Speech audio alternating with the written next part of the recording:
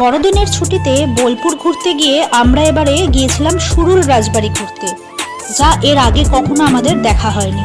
ভেতরটা ঢুকে চোখটা জাস্ট ধাঁধিয়ে গিয়েছিল।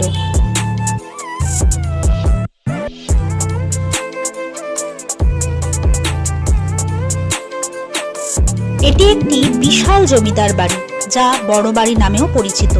এর মধ্যে রয়েছে নাট মন্দির, ঠাকুর দালান এবং একাধিক টেরাকোটার মন্দির। প্রায় 250 বছরের পুরনো এই বাড়ির দুর্গাপুজো কিন্তু খুবই বিখ্যাত, যা এখনো ডাকের সাজে হয়ে আসছে। রথযাত্রার দিন থেকেই তার আয়োজন কিন্তু শুরু হয়ে যায়। শোনা যায় অষ্টাদশ শতাব্দীতে শ্রীনিবাস সরকার এই বাড়িটি তৈরি করেন, যিনি ইস্ট ইন্ডিয়া কোম্পানির জন্য জাহাজের পাল বিক্রি করে প্রচুর অর্থ উপার্জন করেছিলেন এবং সুরুলকে একটি বাণিজ্যিক কেন্দ্রে পরিণত করেছিলেন।